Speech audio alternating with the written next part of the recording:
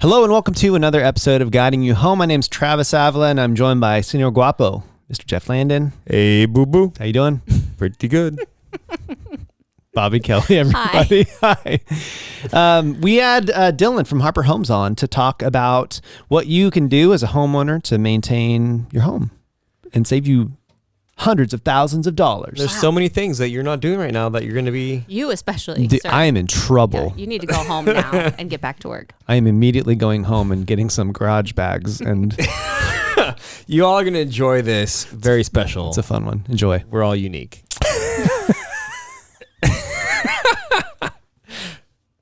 Enjoy this episode of Guiding You Home. Today's episode is brought to you by Landmark Real Estate Group. Jeff, let's talk buyer's consults. And Travis, we love buyer's consults. And the reason why is we have so many people that come to us that are frustrated, tired of looking for homes and not getting the homes that they want. A lot of times people try to do it on their own, or they've been working with a professional that hasn't really given them the resources they need to achieve home ownership. We do things a little bit differently, or maybe a lot differently. Here at Landmark Group, we provide them with a program called Home Hunter that we've worked very hard to put together, ensuring that they reach their success in home ownership needs. So if you're looking to buy a home today and you want a professional that will get you the home that you've been looking for, call us at 805-904-0012. We look forward to helping and serving you. Yeah, I got it. Okay, I'm Dylan. here for a paycheck. It hasn't come yet. Just keep waiting, buddy. Real estate will pay off, they say. It'll be fun, they say. Someday. Fun. It's going to be the best. It's going to be the best. You'll love it. Come join my team. We do have fun. You can't say we don't have fun. Yeah, we do have fun. We do. And today's going to be fun. Dylan, because you're excited. here, buddy. Thanks. I'm excited. Thanks for having me. You bet. So Dylan is our go-to guy for Dylan's the man. home inspections. Yeah. But we're not really talking home. This is home inspection That's true. adjacent. Yeah, exactly. Yes. Oh. But still. Dude, are you at the right podcast, Bobby? No, I don't know. I'm excited to see what we're talking Hey, about. what are we talking? What are we here for? This is going to be good. Yeah. Okay, Dylan, let's start off with this. What we wanted to do was talk to somebody who knows things. That's Yeah. why we have people on, because we don't know what we're talking about half the time. But have somebody on who knows stuff about home maintenance. For because loads of, this isn't necessarily just for people buying or selling their house, but we want to touch on that. It's like, hey, Yeah. if you're going to sell your home, here's some things you might want to do like preventatively. But for just normal homeowners, like what can they do to continue maintaining their home in a way that makes sense? Yeah, Sound for good? sure. I So love this one. you do. This is your idea.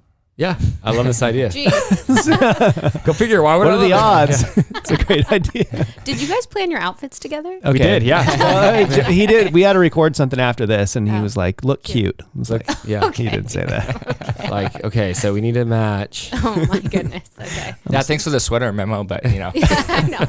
Sorry, Dylan. Sorry. Okay, so let's start with this. What are the most common maintenance tasks that homeowners tend to neglect that can lead to some repairs? for sure. So one of the biggest ones, and the rain kind of reminds me of it today, is roof maintenance. So a big one that people don't do is they don't realize they think a roof's just like, oh, I don't have to touch that thing for 30, 40 years till it needs to get replaced. But there's actually a lot that goes into roof maintenance. Keeping your gutters clear, keeping your valleys cleared out. That way when it rains, that water can properly go down the valley, off the roof or into the gutter, sealing your roof jacks, that kind of stuff goes a long way, because you can actually get roof leaks from roof debris buildup. So it'll build up in the valleys, and then again, that water, instead of shedding off, will shed under the underlayment, and you can get leaks that way. So, that's always a big one. Preventative stuff, especially here on the Central Coast, such as like keeping up on your paint, especially if it's old wood siding.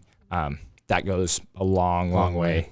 You talked about some of the venting and the jacks up in the roof. Yeah. Like, can you explain what that means and how totally. often should that be looked at? Yeah. So I wish I had a visual, but pretty much you've got your roof jacks is pretty much a metal piece of flashing where your plumbing vents come up. You see them on roofs. It's just the pipes everywhere. Yeah. And the roof jack is the metal flashing that is is what waterproofs it right where the plumbing vents out. And there's a connection point right there that needs to just get sealed, usually every 5 to 10 years, with just a roof caulking sealant. Mm-hmm. It just, that way water's not trying to squeak in Henry's. there. A little Henry's goes on there. Exactly. Yeah. So, and that's the thing. It's like any kind of caulking. It sits in the sun, it bakes, and so it only lasts, again, anywhere between 5 to 10 years. So that's something that gets just neglected a lot of times. I send my children up there to do the work for me. That's still high. I want to get up there. Yeah. Yeah, he's lost a few. And disclosure, always send a We used to have professional up 5 there. kids. Yeah. disclosure, send a professional. Bob is so just disapproving. You'd be surprised. I had an 80-year-old man one time. He was trying to like get up on the roof, and I was like, dude, why don't you just pay someone? Like, that's Seriously. a bad idea. But it might be worth like setting a calendar reminder once a year. For sure. You're on a roof every day. Yeah, exactly. Yeah. So just get up there and what are they looking for? Let's like stick to the roofing.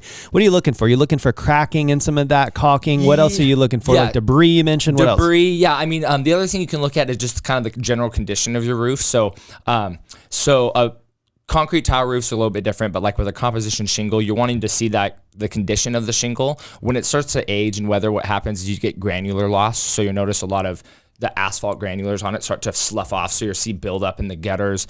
The other thing you'll kind of start to see with roofing is when that starts to happen, I call it the shiny roof syndrome, and you can see it on like a sunny day where the sun hits it, and you can see all the asphalt underlayment. That's kind of a good indicator that, you know, it's starting to wear and deteriorate. And roofs are one of those things you want to stay on top of the maintenance, one, because it'll help prolong the lifespan. For example, another thing is moss on roofs. That's another big thing. If you live somewhere where it's really shaded, doesn't get a whole lot of sun, especially up in places like Cambria on the coast, you want to make sure you're cleaning that moss off those shingles. That can help expand the lifespan of that roof. Well, and from a real estate perspective, Senor Guapo, what can roof trouble create? Roof shudder to even say the word. Yeah, right. I mean, yeah. So I don't know why roof seems to be something that people neglect. You're like, that's the thing that keeps the water out. But a lot of times it is, and they wait, and then it's past its life, and maybe there's not huge roof leaks that they see, but there's like dampness that you see coming up for sure under the underlayment where the sheathing is. And so you see this a lot. Like Dylan always points it out, like, yeah, there's like these water stains that are happening. Like, we don't have a roof leak. I would know. It's like, well, there's not enough water to pour through, but it's definitely getting damp. Well, and you bring up a good point, Jeff, and that's what I always tell people why the other actual important aspect of, checking how your roof's doing is going up in the attic and seeing if there's any staining on the plywood, that kind of thing. Because a lot of people bring that up. They're like, well, I don't see any staining on the drywall, so I'm good. But they don't realize it can be leaking for quite a while and quite a bit of water to get through the plywood. Then it drips down onto the insulation. A lot of houses nowadays have 10 to 16 inches of insulation for it to seep through the insulation, then start to seep onto the drywall and then show up. So it's like by the time it's showing up in your drywall, I mean, it could be a pretty sizable leak. So that's another kind of important part of how many buckets do you have in your house right now, Bub? we're talking about in the rain, right? That's awful, though. I've had that happen from the little vents, vents that weren't sealed. I didn't know you were supposed to do that every 5 to 10. See? Yeah. And you got a new job for Nolan. Send him up. Send him up. And then you were talking about, keeping the exterior paint, coated in good shape. Yeah, in good shape. And then after that, what's common? Kind of the more common things that you see that people neglect. Yeah, the other thing people neglect, and I always recommend this to my clients, especially living here on the Central Coast, as we all know, is termites and wood-destroying organisms are very prevalent. Yep. So what happens a lot of times is, especially here on the coast, people never really get termite inspections or keep an eye out, like, is my wood rotting away, that kind of thing. And that's one of those things that if you're on top of it and you're getting a termite inspection every couple years, maybe a tenting every 7 years or so, you can really help keep that wood in good shape. What happens a lot of times is people don't do any kind of preventative maintenance. They're not having a termite inspector go out there ever. And so they've, little old lady who's had the house for 30 years and then come out, and that's when you see the $60,000 worth of Section 1 because the deck's rotted out and the siding's rotted out. And again, that could have been just with preventative maintenance of, getting tenting if it was needed, staying up on the paint, that kind of stuff, lot cheaper over the lifespan of that than letting it deteriorate. And then you've got, I think the worst I've ever seen, I did a house in Corbett Canyon AG. It was, I want to say the Section 1 was about $125,000. Woo. So, yeah. And from our perspective, the percentage of homes that have some kind of Section 1 work that needs to be done is about 100%. Oh, yeah. You usually see some like $5,000-$7,000 on average. What would you say? Yeah, when we see one that doesn't have any, we're shocked. Yeah, I always joke, like, if there's no Section 1 or termites, like did they look hard enough? Did they really find nothing? Like, totally. But just know that, if we see it on almost every house that sells, you probably have it in yours. It's not just like you put a sign in your yard and then they show up. It's exactly. like it's been happening. So well, and that's the thing is, if a house has been sold a lot in like a 20-year span, it's been turned over 4 or 5 times. Usually those tend to be in better shape because they're getting a termite inspection at the point of sale. If they find it, they're getting it tented. It's usually those homes that people, again, they've been in 20, 30, 40 years and they just had no idea that that was a thing or something they should be keeping an eye out for. Yeah. So Also, you landlords out there, consider for your rental properties. Yeah. You do the same thing. Well, I love this question about like the plumbing system and avoiding leaks and water damage. Like so often it's surprising what people find with the plumbing system. for sure. Where's the kind of places for people to check? What do you see? Yeah. So I think the biggest thing is just going through your home. And this is something I do for some clients they hire me to do, but you can just do yourself. But just going through your home, once a year and going to those places that you don't really go to, the crawl space up in the attic. I mean, crawl spaces for plumbing leaks is a big one. That's where I'll find drain line leaks, supply line leaks that have been going on for who knows how long. I mean, I did a house, it's probably a couple of years ago. It was a custom house out in Lake Nacimiento, and when they built the house, it was 10 years old when I inspected it, and they had never hooked up the main drain line under the bathtub, and so it had been just dumping water in the crawl space. No exaggeration. The seller thought I was lying to him. I was like, dude, why would I lie? I have no reason to lie to you.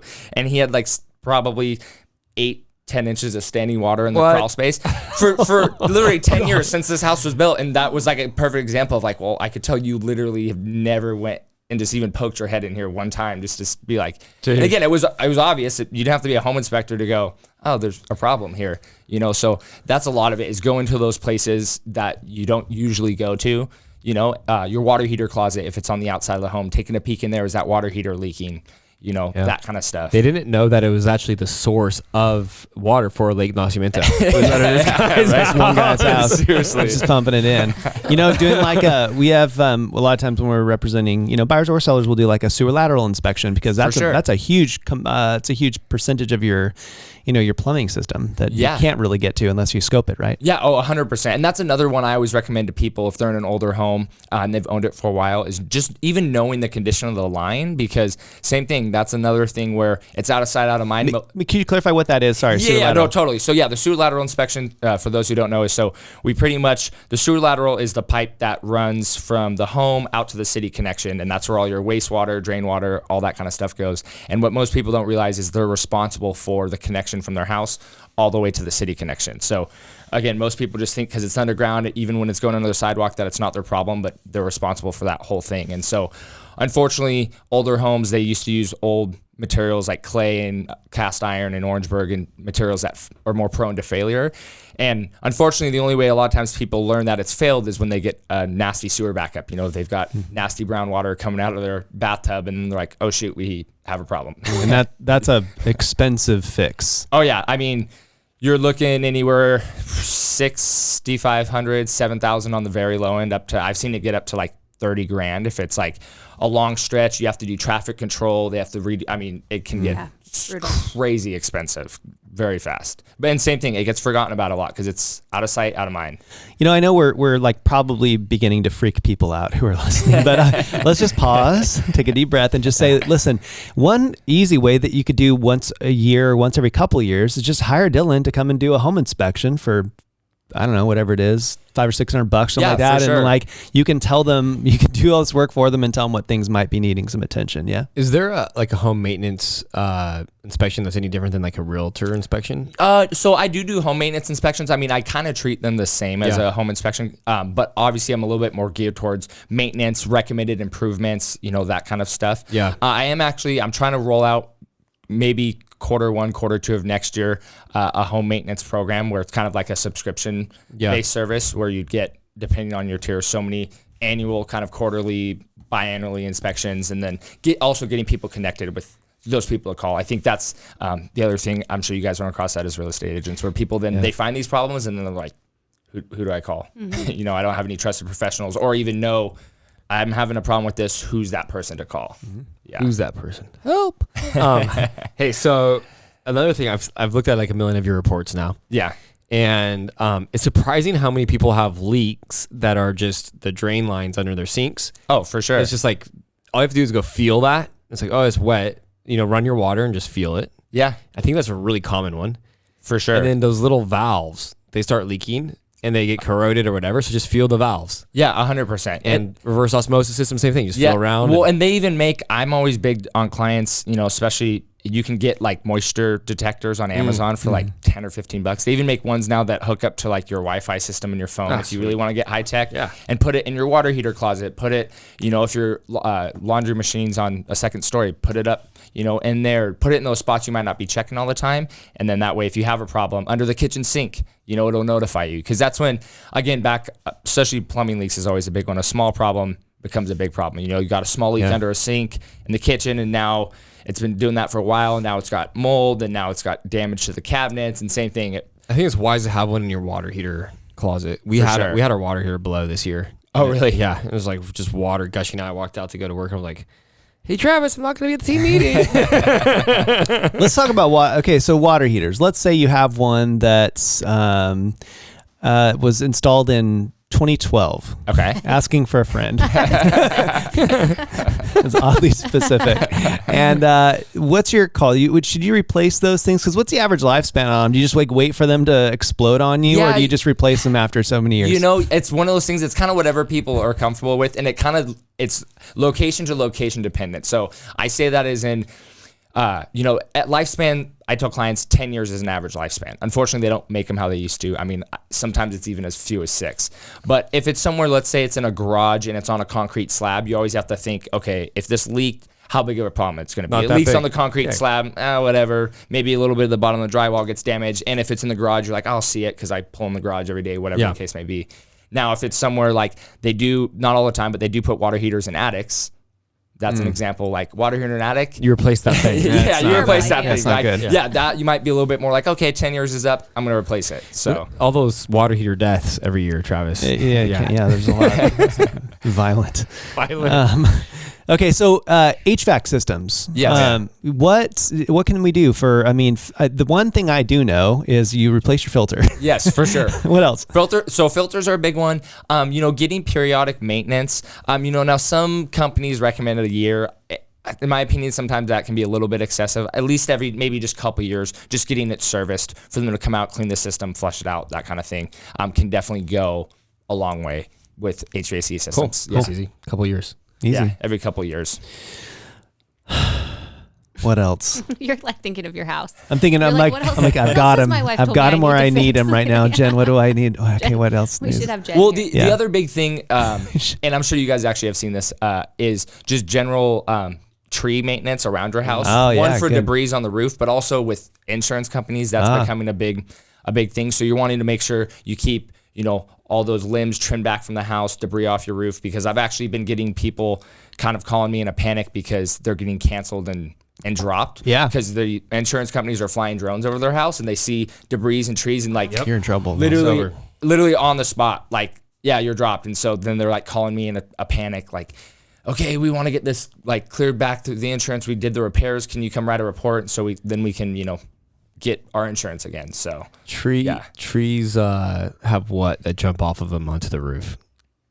Oh, children, Pests, squirrels, pests, which is what I see a lot. Yeah, like for sure. The oak trees will like, oh, I love my house in the oak trees, and then like the pests jump off onto like the rats, or whatever, and you have these rat infestations, and you're like, this is really gross. Oh man, I have a story that I won't tell. Tell us after. Fine.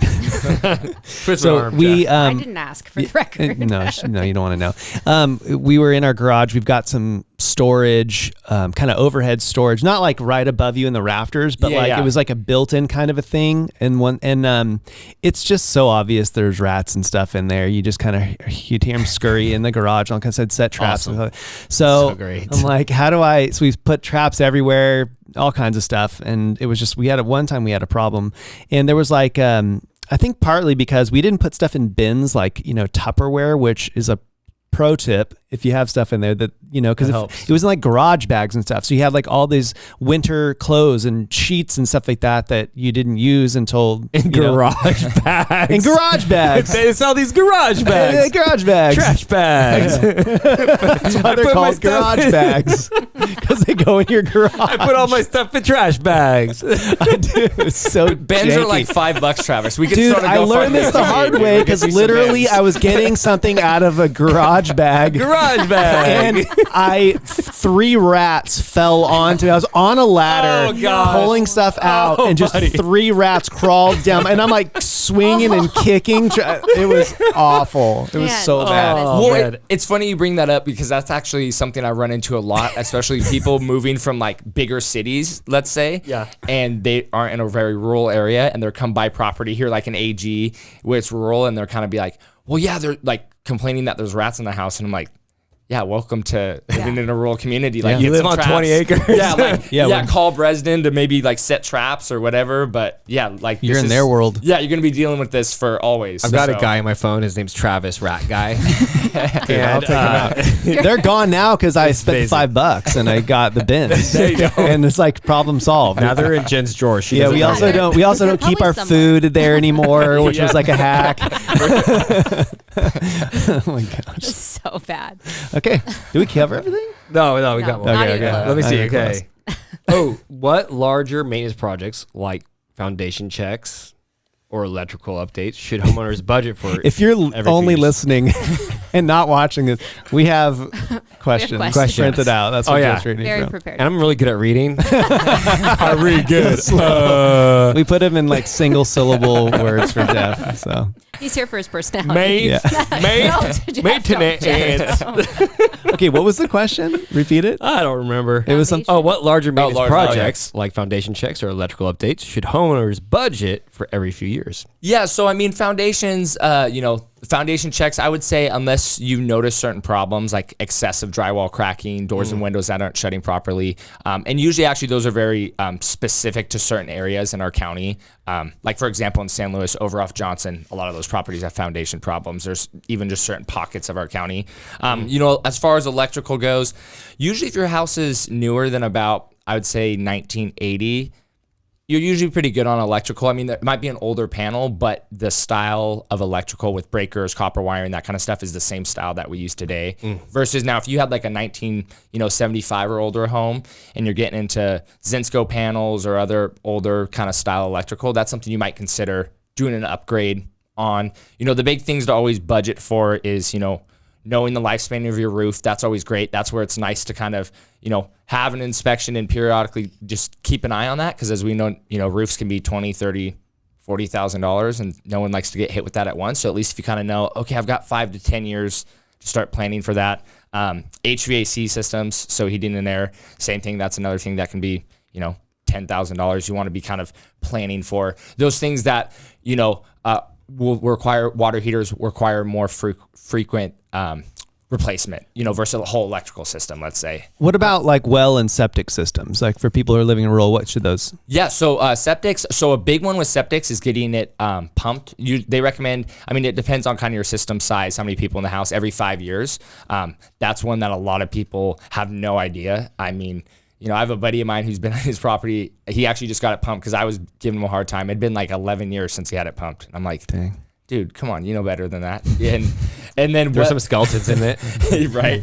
And then wells. Yeah, wells, I mean, that's something you could do a periodic, maybe every 5 years you might want to do an inspection on that just to see how the well's performing, how it's drawing, that kind of stuff. But the septics are the big one, is every 5 years getting that pumped, getting that checked out, that kind of thing. Cool. Yeah.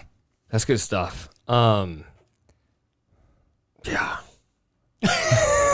Dylan. I'm still trying to go through my own home and be like, what do I need to ask Dylan?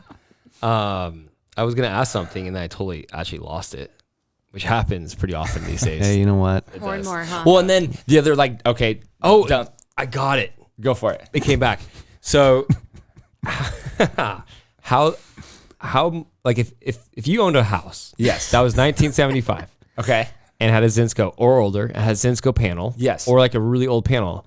Would you budget and find the money to replace that? Yeah, I mean, I would, for me, I mean, it's a little bit different. My dad's an electrician, so a little bit cheaper for me. But yeah, I mean, I Let's say would. it's, on average, what we see is like $400 to $4,500 to replace the panel. Yeah. That's what we kind of see electricians quoting. And I've seen enough home inspection reports that you've done where you're like, this is super dangerous because this is melted to the bus, or this is, and it's like, I think it's, if I had to if I had that, I'd be like, I would want to get rid of this. Yeah, I agree. I think I'm big on, there's not many systems in your home that can kill you except your electrical system. You get a plumbing leak, that sucks, but it's not going to kill you. Most things aren't going to kill you. Electrical can kill you, burn your house down. So I'm always big on that. The other thing with the Zinsco is, let's say even if it's currently functioning and the insurance company is still insuring it, the thing that I see coming down the pipeline the next few years is I think in a year or two, it's going to be where they won't insure on any of the Zinscos. I mean, I'm even getting requests from home or insurance companies for home inspections. So I think that's something that's going to be changing the next couple of years. They've cracked down this year. So I think people should really just be getting ahead of it, because I could see back to dropping policies for roof debris and stuff. I could see where that's the next thing is like, oh, you got a Zinsco panel, we're dropping you until you get that replaced. So just staying ahead of that, because I do see that coming down the pipeline next year or two. Bobby? Were you going to say something? Upgrades. You're going to ask about upgrades. And like how they can. That's what you were going to ask. The efficiency. You must have felt. Is there any like upgrades? Yeah, we felt it is the same. Any upgrades, replacements that like you'd recommend for efficiency of older houses? Yeah, for sure. I would say your biggest areas of efficiency, number one are usually doors and windows. So especially if you're going from like you've got old metal single pane windows, upgrading to a vinyl dual pane. How do people see through the metal? Just kidding. I'm sorry, Dylan. You know him. You can't take him anywhere. I've had caffeine today. I can't figure it out. A little caffeine. Did someone We all laughed. It was a good one. It was a pity laugh, Jeff. Well played. Pity laugh. Well played. That's what I was going for. Yeah, so I mean, windows are a big one just because, for energy efficiency and also for noise too. That's the other one people don't realize until they go to like a dual pane. If they've been living with a metal pane, it's like, wow, it's so much quieter in here. I would say that's a big one. Upgrading HVAC systems, because if you've got a really old unit, those old units are super inefficient. Yeah. So that'd be another area where you could get a lot more kind of efficiency as far as that goes. Tankless water heaters, I'm a big fan of them. Same thing. That's another thing. If you got a tanked water heater, you might consider upgrading to tankless. I totally misunderstood like recirculating water through the tankless. Now all the new tankless have it built in. Yes. Most of them, right? Yeah, a lot of them have it built. That's why some of the old school one, a lot of people, the biggest complaints when tankless first came out is, sandwiches, the time. the water sandwiches, you get like hot, cold. Well, yeah, and then you get the time. Sometimes it take forever to heat up. Now they've gotten so good. Like, to me, I mean, they're cost-wise, it's worth it to just do a tankless. And so the thing with the whole like recirculating water pump is like a tank water heater kind of naturally heats the pipes up because all the water is being heated, and then it transmits heat through the system. Yeah. And so you've got all this water, preheated instead of it passing through. Through. And so people are like, well, your water's maybe warm when you first turn it on instead of freezing cold.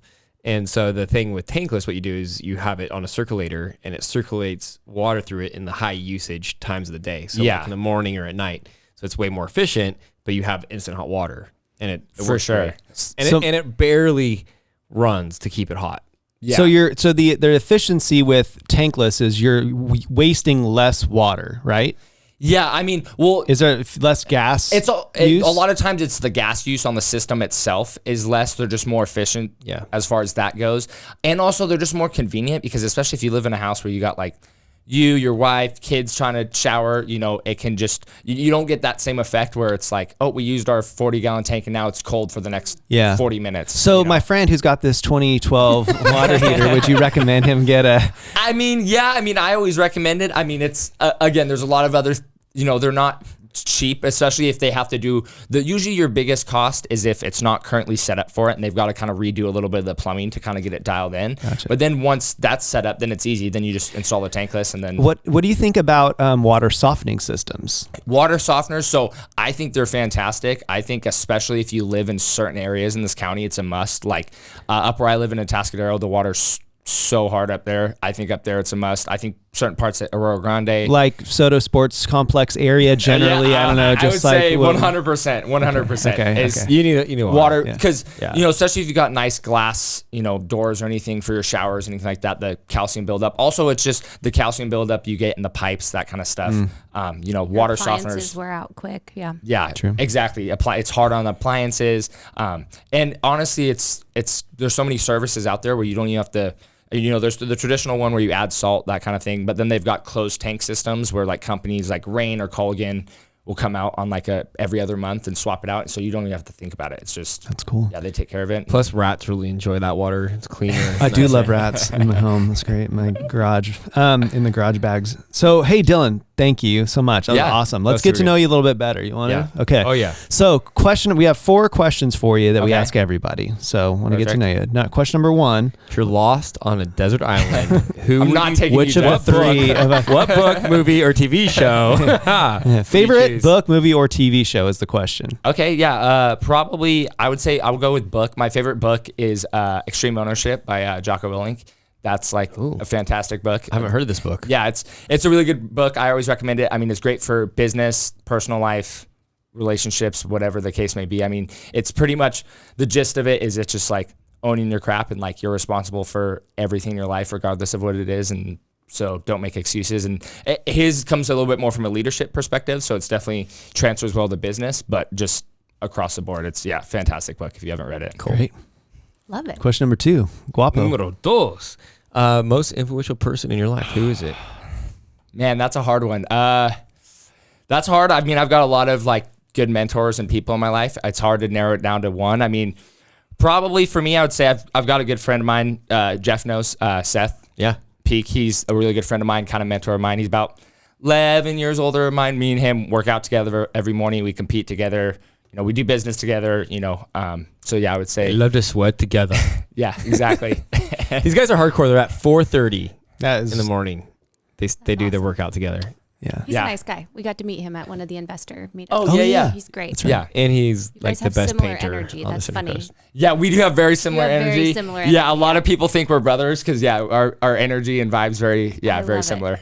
Super fun. He's a great painter. So if you ever need Seth Peak painting or Peak Painting. Peak Painting, yeah. Painting, He's got a great painting company up there in Atascadero. Fantastic. He's a newest city councilman up there. Yeah. Oh, that's right. Yeah. That's cool. Yeah, that's awesome. Yeah. Good. Okay, so you're probably hanging out with him for this question, but I wanna know, describe your ideal day on the Central Coast. Ooh, I would say start out with a workout in the morning, early, hit the beach, go surf first thing at dawn.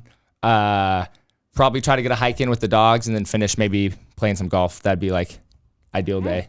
Yeah. I like it.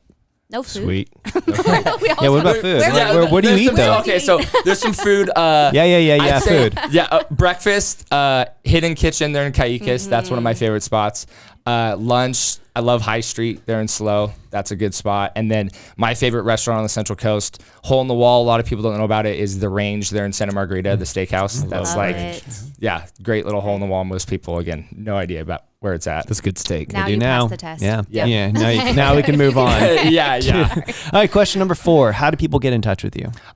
So I mean, Facebook, Instagram. I've got my website, harperhomesca.com, or they can just reach out to me via text or email. I mean, I'm pretty, I would say, abundant online. So, pretty easy to get a hold of me. Cool. So, Awesome. Dude, you're so good, bro. Thank you so much. no, thanks for having me, Appreciate guys. It was being on. fun. Yeah. Appreciate you. Bro.